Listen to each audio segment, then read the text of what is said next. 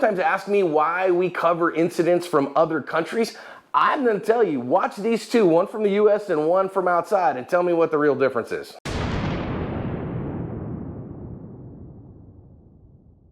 Hi everyone, welcome to today's lesson here at Active Self-Protection. I am your host, John Correa. And I am ASP CEO and Force Science Analyst, Stephanie Widener. Let's take a look at a couple of videos, one from Argentina and another from San Paulo del Norte. Houston, Texas. Darkstar Gear is one of the few companies that I trust to make holsters that I wear. They make high-quality appendix carry holsters for a variety of firearms manufacturers. Check them out at the link in the description. In our first incident, this guy is a delivery driver, apparently, and he is making a delivery here. Kind of tough for him to be looking out in his world, but what you're about to see here, I just sped the beginning up for the sake of time. So you're gonna see this guy turn around like he's gonna take his helmet off and come inside, and dude points a gun at him. He's like, hey, nice bike, man, I'd like that. Chambers around, our guy hands him the key. He's like, all right, man, you want my helmet? So our robber changes hands with the gun for a minute, and now he's like, shoot, okay, man, I'm gonna put this gun away so I can put two hands on the motorcycle. And now he doesn't know how to start the motorcycle, and our motorcycle guy has been standing around, so he's like, hey, start this bike for me. So he's gonna do so. He is gonna turn the bike on. All right, cool, man, there you go, it's running, have at it, it's all yours. And then that guy instantly stalls the bike. And now he's looking around again some more, and finally our owner of the bike is gonna amble off. And literally, the robber here is gonna try to figure out how to get this bike running. He's gonna stall it again, or he tried to, I think, kickstart it there, and that didn't work because it's in gear, and I think he did it again. And finally, this one mercifully ends. Second one here, you see this guy, a guy come into his apartment complex, and the second car follows him in after he's opened the gate. They're gonna wander around a little bit, and when they're about to leave, you're gonna see a dude jump out. This couple here wanted to go to the truck because the guy had left his wallet in it. And this guy is gonna jump out, and he actually has a rifle in his hands, and you can see it there for just a second. And he is gonna walk up to them and demand their stuff, and they're just gonna stand there as he walks up. He's gonna grab a hold, okay man, here's this, you can have that thing, you want my phone, whatever, okay fine, here's her phone.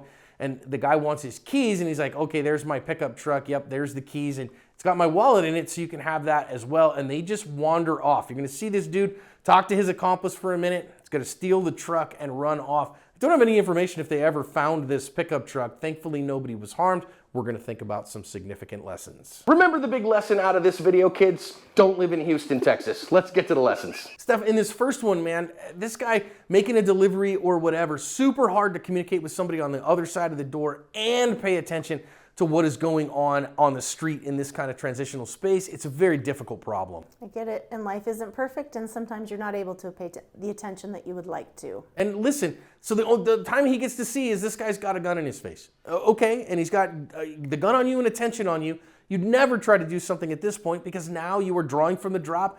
You're gonna get killed doing that. The answer is purposeful compliance and look for your opportunity. And that is exactly what he does. And lo, there are so many opportunities that we are about to explore. So listen, somebody's got a gun to your face as a private citizen. They're almost always using that as a threat in order to gain compliance to get your stuff. Maybe to get you to another location or something like that. This is very different than law enforcement because if somebody puts a gun at a cop who's on duty, they're gonna start shooting. So for a cop, you gotta draw from the drop, but for a private citizen, you gotta wait your turn.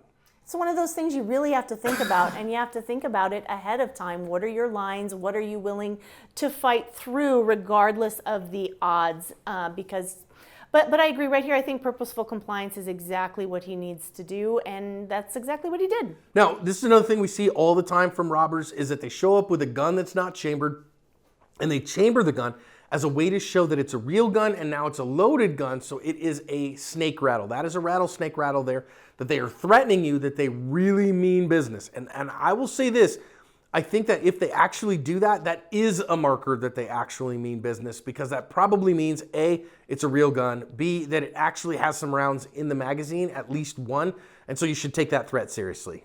Yeah, it's not wrong. Anytime you see anything, even this weren't a real gun that he was racking, there's always the possibility that it is real, and I think it's smart to be compliant and consider it real. But yeah, he's certainly showing intent here. I mean business, do what I say.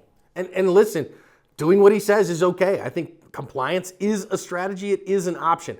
But our chances for a counter ambush are going to show up here in a big way, in a disarm, because he hands him his helmet here, and that's going to make the guy, okay, I got the keys, whatever. And so dude transitions the gun to his support hand, and then uses it to try to put the helmet on. And I get it that you could kind of see the bike might be in between them a little bit, but reaching over right now, diving in on that and getting a hold, you got a pretty good opportunity here for a gun disarm if you have the skills to back up that kind of attitude. And if you didn't, you have a brilliant opportunity to run away and put several yards between you before this guy gets that helmet on or off to be able to do anything about it. And I doubt if he just wants the bike that he's going to pursue you. Why do you need to stay around and help facilitate this robbery? You don't. So here's a good opportunity to either fight or flee. Or flee, get out of the danger zone. Please, pretty please.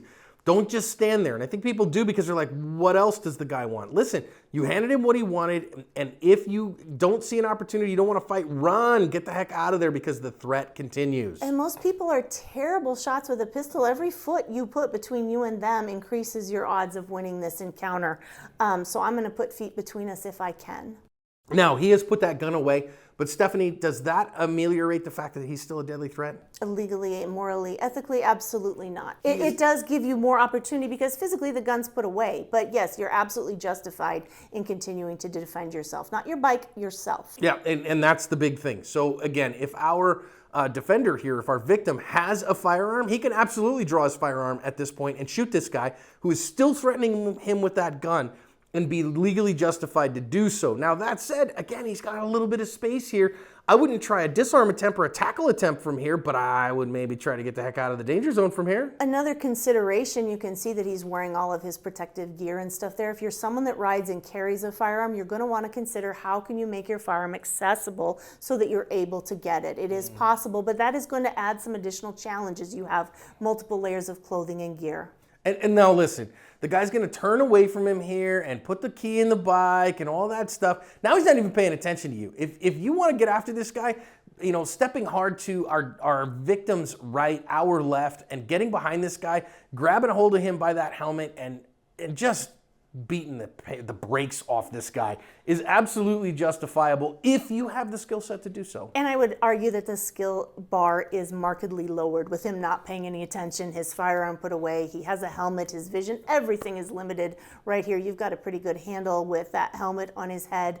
The bar is much lowered for someone with less skill to be victorious here. And the second option continues to remain. You can be home before he even turns around and realizes you're gone. You could literally probably run a 100-yard dash before this guy figures out, oh, what the heck is happening.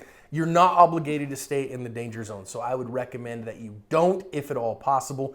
Now this guy's gonna because our robber does not know how to start a manual transmission motorcycle, which seems kind of insane to me in an area where they have an awful lot of these. But now he's like, oh, how do I start it? So now you've got to become an accomplice in the carjacking of your own motorcycle. Talk about adding insult to injury. It really is. And again, this is just a great argument for leaving. Potentially, if he had run off, he would still have a bike sitting there when he got possible. back. Thankfully, he got out of the danger zone at this point finally. But you can see this guy is radically incompetent. He's not able to even start the bike, doesn't know how to run it. I mean, goodness sakes, what a mess. Now, this next one, okay, this is a pretty common thing I see a lot of people do that I'd strongly recommend you don't do, and that is they let somebody in behind them who doesn't have their own code. I would really recommend when you pull in, stop and wait for that gate to close behind you.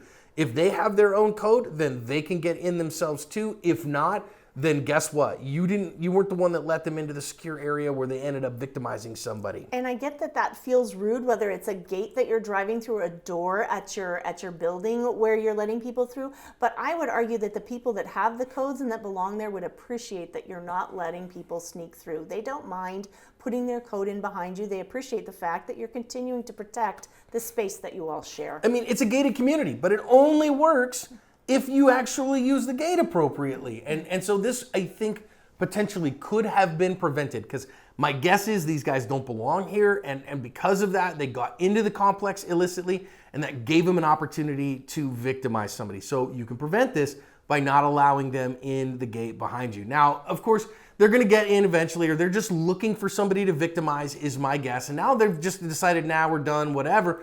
And then these victims of opportunity show up. Now, of course, pay attention in your world. because these guys now should be moving, shouldn't they? And they shouldn't be, somebody getting out of the car. They're about 10 yards apart, a little bit more than that, maybe 11 yards apart as we measured it. And if you're paying attention, you might have had time to see what was going on here.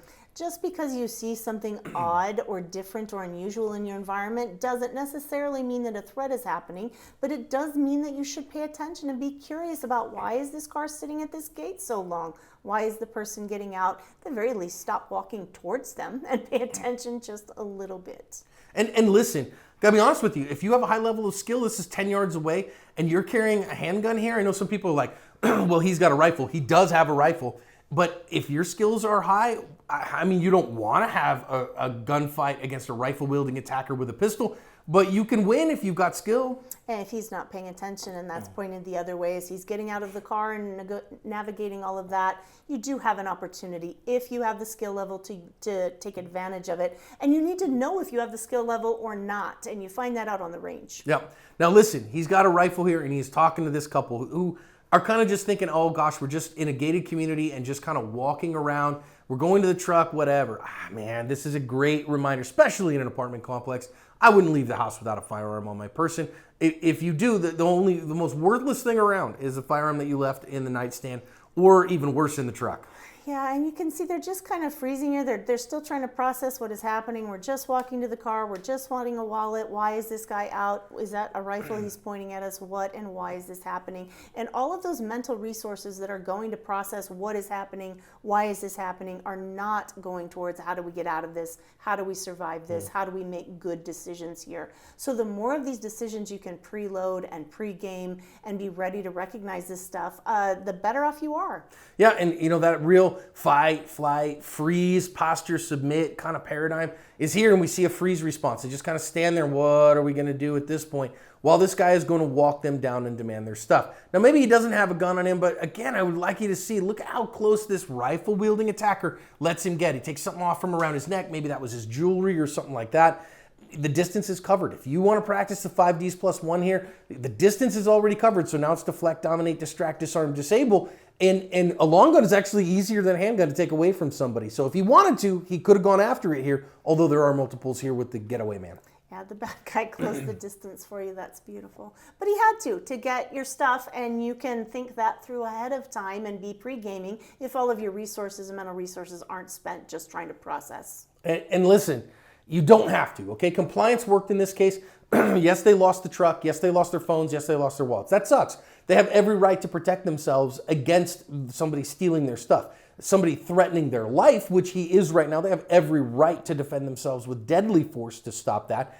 But not everybody does, not everybody will. And so if you have to comply, comply. Sometimes it'll work out. And yes, you lost a bunch of stuff, but your life's intact. And that's the bigger thing. Yeah, and whether or not you normally carry a gun or not, at this point, this guy didn't seem to have one, and you just have to play the cards you're dealt. And I don't see that, other than being skilled physically, he had a lot of options here if he wasn't armed. And now I do like that as soon as he got the stuff and started walking away, they walked away. They got out of the danger zone. Good job for them on that. Let's think about our counter ambushing opportunities here and do a better job of covering our ASP.